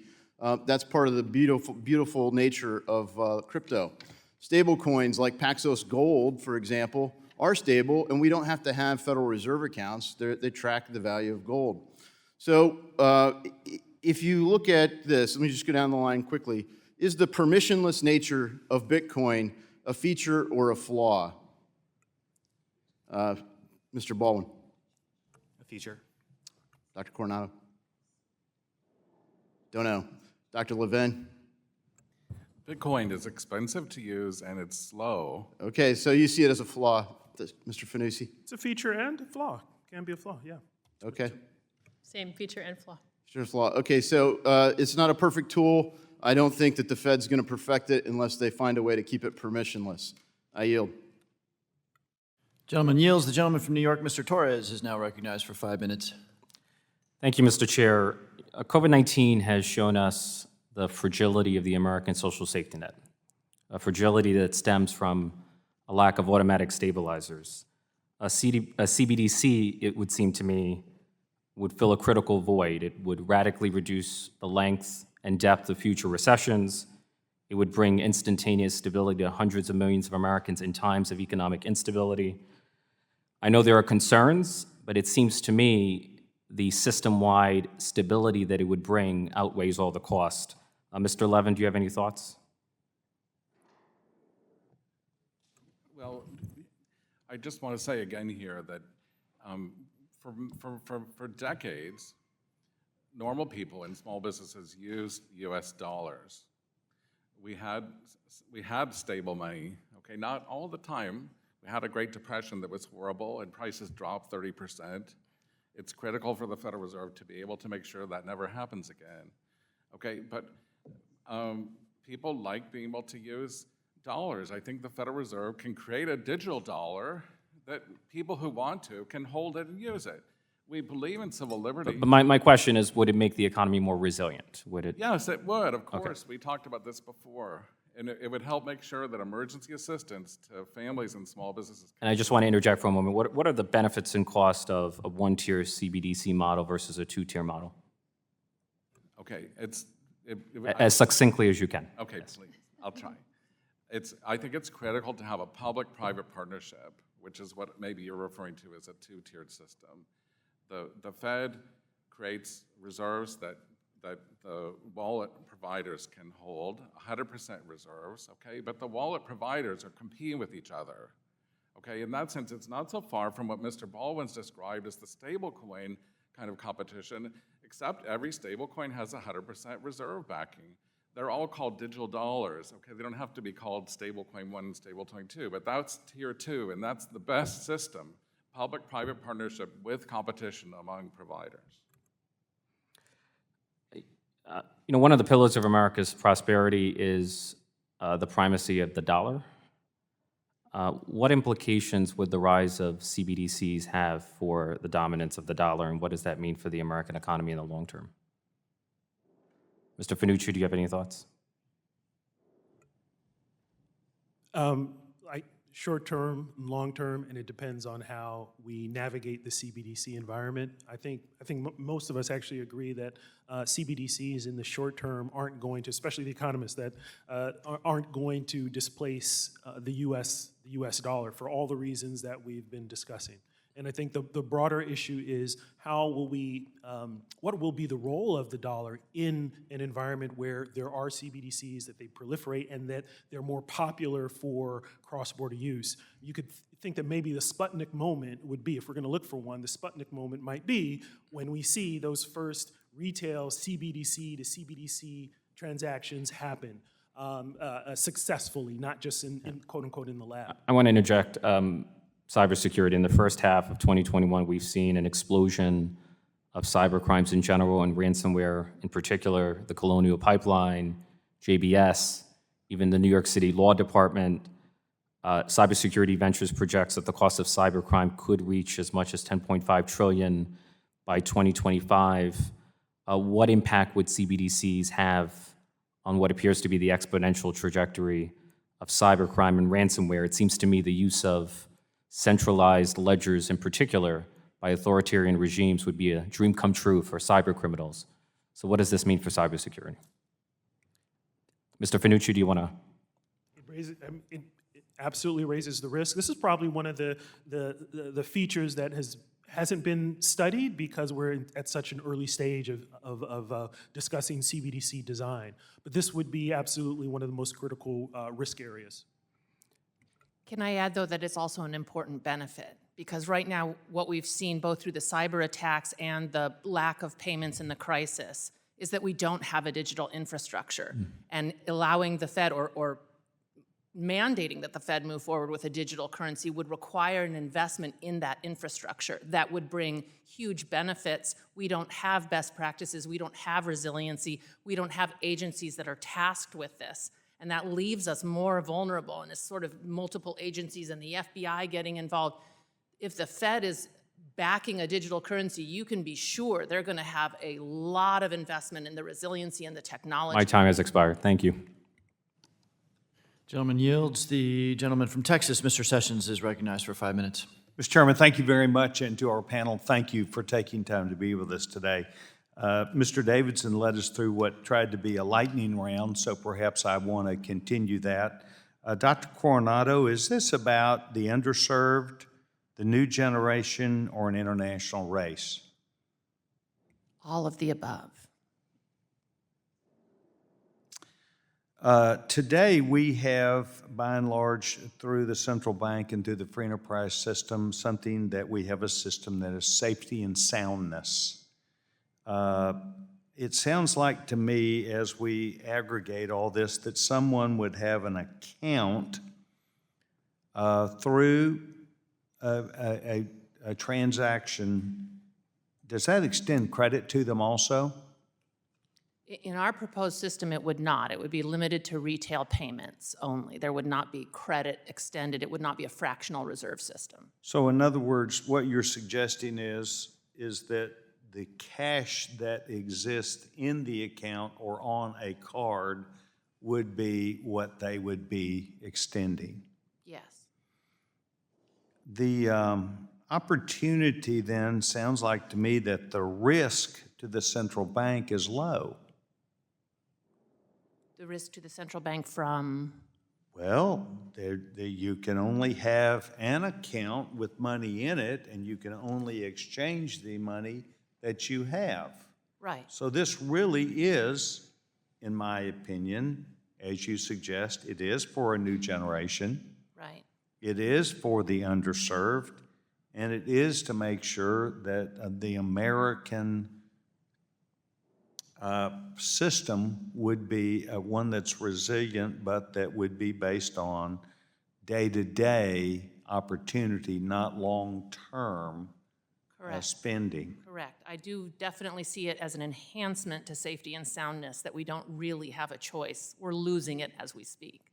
So in other words, really what this is about is to make sure that we hear these stories somewhat, or I have in my past, about Africa, that you've got a good number of people that may be out in a rural area. They still need to be able to have transactions. That's really what this is about. You spoke about what is the biggest challenge. What is the biggest challenge? To implementation? You're the one that said we have the biggest, earlier in your testimony, you referred to a big challenge. So I think the big challenge right now is the lack of digital infrastructure, and that the world is moving ahead while we're standing still.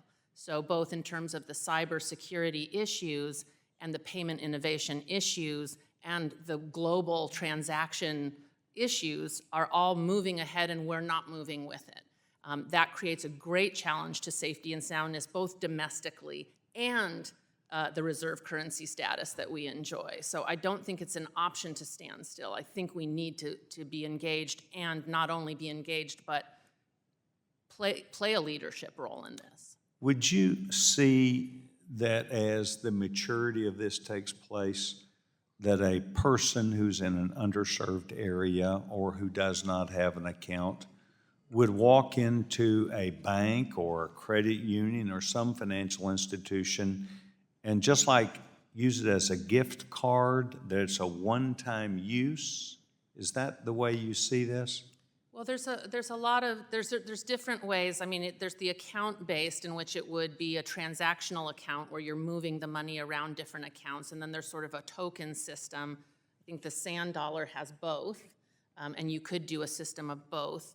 I think that primarily the U.S. would be an account-based system, just because you're going to need that, those digital payment providers to provide some of the know your customer and anti-money laundering oversight for these accounts, I think, but there could be an additional sort of tokenized card feature to it as well. Good. I think this clarity's been very good for me to understand actually that it would be something where someone would have an account.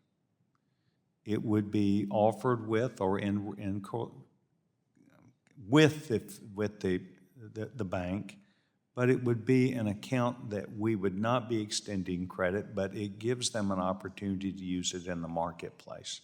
Mr. Chairman, thank you for the time, and I thank the gentlewoman from Texas. Thank you. The gentleman yields back. The gentlewoman from New York, Ms. Ocasio-Cortez, is now recognized for 5 minutes. Thank you so much, Mr. Chair, for convening this hearing, and thank you to our witness panel for being with us today. I want to take the time today to explore some of the implications of central bank digital currencies for folks kind of following at home. A digital dollar would resemble in certain ways cryptocurrencies such as Bitcoin or Ethereum in certain limited respects, but differ in very important ways as well. Now, Dr. Levin, rather than a tradable asset with wildly fluctuating prices that we see in certain crypto markets, and limited real life use as a currency, a central bank digital currency would function more like dollars and have more widespread acceptance, presumably, correct? Right. The point is that with a central ledger in an electronic world, you can have instant, free, secure transactions. Great. That's why, I mean, coming back to this other thing, when I think about digital world, like cell phone, we don't say, well, is this for work or is it for home? You know, it's for everything, and so it's all the above. And so absolutely, having a free, safe, secure, instant transaction platform that every American can use is what we should have had already, and we need it now. Thank you. And just to clarify, it would also be fully regulated under a central authority, right? Yeah. So I think there's been some agreement among a number of us at this table that these should be 100% backed by reserves held at the Fed. So there's no concern that the stablecoin provider might go bankrupt. Okay, and then there's a panic and people Thank you. are I'm sorry, I just have limited time. Now, economists like Claudia Sahm have, and as we've heard throughout the hearing, agree that direct stimulus payments, like the checks that Americans received during the pandemic, can shorten recessions. And although stimulus payments helped stabilize the economy during the pandemic, delivery was sometimes slow. And even the IRS and the Treasury just announced last week that 2.2 million stimulus payments were made in late July. These were the stimulus payments that people got months ago after the original passing of the American Rescue Plan. Now, this is not because of some technical, payments getting lost in technology or bureaucracy. It's because the most vulnerable people in our society are hardest to reach. People who don't have consistent mailing addresses, people who are unbanked, a lot of times because it's too expensive to be banked, people who don't file taxes because they make too little money. And these are real issues. And so my question is, with the CBDC, it's all about the design. It's not just the idea, it's the execution, design, and implementation. And my question is, in that similar vein, what would make a well-designed CBDC system that helps overcome some of these existing issues that we have seen with banks and with just the delivery of stimulus checks? Ms. Coronado? So one of the key pieces of the design is that the lower income households should have no fees whatsoever to engage, and that some of the technology access questions would be part of the infrastructure that's built. Whether that's a digital card that they're provided or kiosks, some sort of access to their accounts that is free and built and available to them to engage in the transactions. Got it. And there has been some discussion, even most recently, and we heard in the last few minutes, about two-tier systems. And Dr. Coronado, in your testimony, you say, quote, preserving a two-tier system of private providers would promote competition and continued innovation, while Fed oversight would promote that safety and soundness. Now, by two-tier systems, you're referring to how certain banks like Wells Fargo, Bank of America, JP Morgan can bank with the Federal Reserve, but regular Americans cannot, right? That's what you're alluding to? Okay. Now, I just want to be clear here, just for clarification. There is no legal, technical, or operational requirement as to why banks or private payment companies need to be involved, correct? In other words, the federal government could provide public digital currency services directly to the public if it wanted to, like the Postal Service provides bank. Sure, yes. money to. Okay, thank you. Now, I think one of the things that we're seeing here is that we're facing a choice. Congress is facing a choice, whether we want to give, Wall Street another tool of being in charge of the public's money and payments, or whether we can potentially establish a public option here as well. Now, one concern that we hear in CBDC conversations, my time is up. I'm sorry, so I can't get to the last question. I'll file it for the record. Thank you. The gentle lady yields back. The gentleman from Minnesota, Mr. Emmer, is now recognized for 5 minutes. Thank you, Chairman Himes and Ranking Member Barr, for hosting this hearing to discuss national security, privacy, and competitive implications of a potential United States digital dollar. As we carry on these discussions on and off the committee, we must not forget that the benefit of having a digital dollar would only come to fruition if it were open, permissionless, and private. Any attempt to craft a central bank digital currency that enables the Fed to provide retail bank accounts and mobilizes the CBDC rails into a surveillance tool able to collect all sorts of information on Americans, would do nothing other than put the United States on par with China's digital authoritarianism. Our banks and fintechs, that's okay, you can laugh, but it's real, and it's happening. You talk to the Chinese, what their government's doing to them. Our banks and fintechs are doing a great job serving their customers and expanding access to financial services. It's the competitive marketplace of the private sector that facilitates that achievement. For this reason, I am deeply concerned by Chair Powell's recent comment before the full committee that the strongest argument in favor of central bank digital currencies is that, quote, you wouldn't need stablecoins, you wouldn't need cryptocurrencies if you had a digital U.S. currency, close quote. Our government should never be in the business of designing a tool that will wipe out an entire innovative private market, a market that creates far more capital and provides far more high-tech jobs than the government will ever be able to do.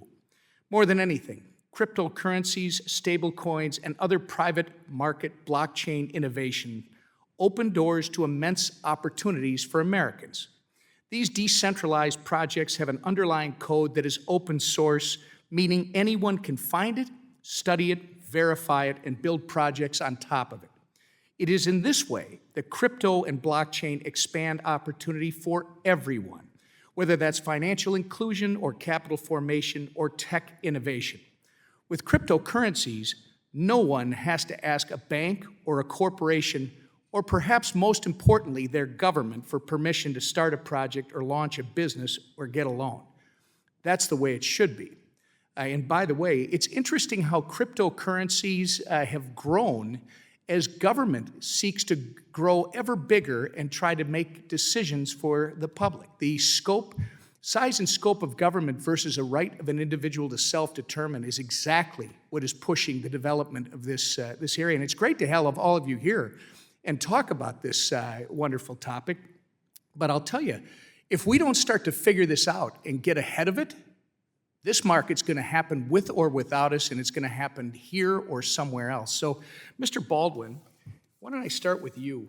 In your testimony, you mentioned that international competition is decreasing in the United States, in the United States' role in international finance, and that our lack of a CBDC plays into that. It's my belief that decentralized technology like cryptocurrencies and blockchain and the blockchain technology that they sit on, maintain a fundamental American principle. That is individual privacy, a free marketplace, and competition with innovation. Why should the Fed focus on uplifting private crypto markets and blockchain innovation rather than crafting a CBDC that wipes out this great industry, or has the potential, according to Chair Powell, to wipe out the industry? Specifically, can you touch on how a thriving crypto and blockchain industry in the United States could make the United States of America more competitive with respect to international finance? I think the goal across this hearing is to promote faster, cheaper, and easier to use payment mechanisms. A private sector-led approach opens a lot of opportunities in areas such as micropayments. That's engineering jobs, that's jobs for salespeople, creating innovations such as real-time payments. So if you're an hourly worker, getting paid for the hours you work in real time, or if you're a music producer, getting paid for your streams. These previous transactions that are low cost were infeasible in our current system. So a private sector approach really promotes opportunities to innovate in different areas and to have private developers see a need for it in the market and then go and develop the tool. Mr. Baldwin, in the few seconds I have left, is there any reason in the world why a free market constitutional republic with free citizens able to self-determine should want to emulate a communist party-driven authoritarian-type digital currency program? The Chinese central bank digital currency approach has a lot of negatives in areas such as consumer privacy. Any approach the U.S. takes should make sure to steer clear and respect the privacy of the American citizens. Thank you. I see my time's expired. Gentleman yields back. The gentleman from Illinois, Mr. Foster, is recognized for 5 minutes. Thank you, Mr. Chair. If you're going to prevent digital dollars from being used for ransomware, money laundering, child trafficking, terrorism, you name it, is there any alternative to having a secure and legally traceable digital identity for all participants? Not for the bulk of the transactions, no. Does any one of you believe that a digital dollar that can't be abused in this way can be implemented without having every transaction tied to a legally traceable participant? So that's pretty much a precondition for a central bank digital currency, is having a digital identity system. I think a question I think the Federal Reserve should look at, and other central banks are looking at, is could you have a $5 prepaid card that you could take up into the mountains? So you have de minimis threshold. Yeah, de minimis, okay, but I think for sure, once we're talking about, and each, significant amounts, crossing borders especially. Absolutely. Okay, Absolutely. so that it seems like the starting point for this is to get a digital identity ecosystem working in our countries and then interoperable.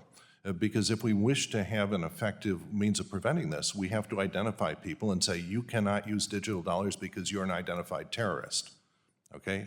Is that pretty much going to have to be a feature of any system, whether it's stable coins or anything else that cannot be abused? I think in civil liberty, no one should be required to have that digital identity, but if they don't have it, then they can't use that system, right? Right, So okay, yeah, I agree. Does anyone disagree? Mr. Baldwin, anyone? So your members are on board with having every one of the transactions associated with a unique, legally traceable digital identity for the participants? Any system needs to be in compliance with the Bank Secrecy Act. That's obviously not enough to prevent a lot of the bad things that happen. I'm talking about having a legally traceable identity associated with each transaction. Illegally associated, as long as it's in means with the rules set forward with FinCEN in association with But FinCEN would like the rules strengthened, frankly, because there are a lot of holes in the current system and a lot of terrorism and child trafficking and you name it, ransomware. So it seems, if you just look at ransomware alone, when your screen locks up and it says transfer X amount of your digital assets into this account, you have to be able to go to a court system you trust, find out who's behind that account, unmask them, and if necessary, get your money back. Is that a necessary feature of a system of digital dollars that can't be abused? Responsiveness to court of law is an important feature. Well, we'll get back to that. It seems to me that it is, and I think the rest is yes, Ms. Friedlander? I would say an ideal system seeks to replicate the current KYC orchestration and system that we have with commercial banking now, right? And as you rightly acknowledge, there are holes in the system, are things that should be strengthened. But there's a possibility to design this so that you would have the same access to information balanced by same privacy protections as you do under the current system. What I would acknowledge, though, is that illicit financial actors are, as you say, are very good at eluding the system as it currently is, right? So through complex legal structures, through high-risk jurisdictions, that's the bread and butter of money laundering. So, I think I would caveat when we say, that a digital dollar, whether it be, central bank-based or stablecoin, it doesn't necessarily say that this is an instrument designed for with the knowledge that it will increase our exposure to illicit financial actors. All right, but we're going to need a mechanism to tell someone, I'm sorry, you cannot transact in digital dollars because we have identified you as a international gangster or you name it. We'll need a way to, or a terrorist. And so really, operationally, we will set different standards, but it's not different than what the Chinese are doing. The only difference is we are going to designate terrorists. We're not going to designate Hong Kong democracy protesters as terrorists, and they are. And that's really the only difference. We have to be able to exclude participants, and we have to uniquely identify them as well, so that you can't be operating multiple identities under in multiple jurisdictions. Is there really, it seems to me that's kind of non-negotiable in this. I strongly disagree. I think that a key reason for the two-tier system we've been talking about is to protect privacy. so that you need a court order, a search warrant. Oh, absolutely, yeah. There has to be a, Which no, is I'm very not saying different from everyone China. gets the information. China, the government wants direct control of the Correct. data. We're Right. creating a But layer. there has to be a mechanism to unmask participants when malfeasance is suspected, and there has to be a way to dedupe participants so you can't be using multiple identities in different jurisdictions. And that's not a feature of a lot of the stable coins and other crypto assets, and I think it's going to end up having to be. Anyway, my time's up and yield back. The gentleman yields back. We're going to implement a very brief second round for the chairman and the ranking member to just clean up some questions. Mr. Foster, if you'd like, I'll kick off 5 minutes before recognizing the ranking member for 5 minutes by yielding 2 minutes to you. That would be wonderful. Okay. Well, I yield 2 minutes to appreciate it. the gentleman from Illinois. Yeah, thank you. This also becomes an issue for when we had to dispense stimulus checks. You know, the issue we had is we did not have a unique legally traceable identity for all qualifying citizens of the United States. There are products, there's a product called a mobile ID or a digital driver's license that is being dispensed by a lot of states. You know, 5 or 10 states already are actually using them. This thing, it's not a new database or anything. What it is, it just sits on top of the Real ID system, which pretty much is a unique legally traceable identity for all citizens, and then transfers that information to your cell phone. And that allows you to use your cell phone, your Real ID, to authenticate yourself online as a single legally traceable citizen of the United States. Is that an appropriate starting point as the identity credential that you will need to operate a central bank digital currency? It's an intriguing starting point, sure. I mean, to the extent that you can use existing infrastructure for that, then it could create a lot of efficiency in terms of... NIST has actually negotiated ISO standards for these, for interoperability. There are multiple vendors. Google and Apple have announced that they will support these digital driver's licenses. And so I'd be interested in your remarks, for your comments for the record as to whether those are appropriate. You know, if that was the de facto way that you authenticated yourself for using digital dollars, what would be missing in such a system in terms of preventing fraud and so on? And how useful would that be for dispensing things like stimulus checks or other federal benefits? Anyway, I am now pretty much out of time, and if one last comment, and then I have to jump. So another big advantage of a two-tiered system is you can have nonprofit organizations that start to help ordinary people and small businesses use these digital dollars. So imagine that the AARP starts helping retired people, and they might have an app, or it's a card or whatever, a prepaid card that's big, that's got Braille on it, that's really great for people with visual or audio disabilities. Okay, there's an urban organization that's helping lower income people and disadvantaged people in communities. We can have different designs. The fundamental concept here of a digital dollar doesn't require that it all one paper identical bill. Okay, that there could be lots of competition and lots of diversity and helping a lot more people than the current payments. I'm going to reclaim my time because I do have one question for Dr. Coronado. We were cut off. I'm very interested in something that we haven't talked a lot about, which is the potential adverse effect on the traditional banking system in moments of stress and crisis. And again, we talked a little bit about how you could cap the size of the accounts, but could I give you a minute or two to talk about what other mechanisms might be in place to make sure that we don't see a flight to safety and therefore an exacerbation of problems inside the traditional banking sector?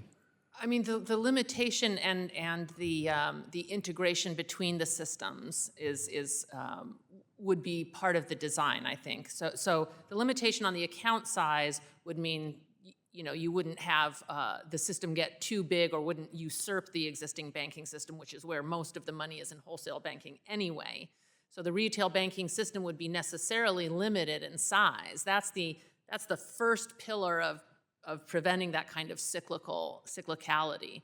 And then, you could have sort of the ability to speak between the banking accounts. The banking account would be integrated with your digital account.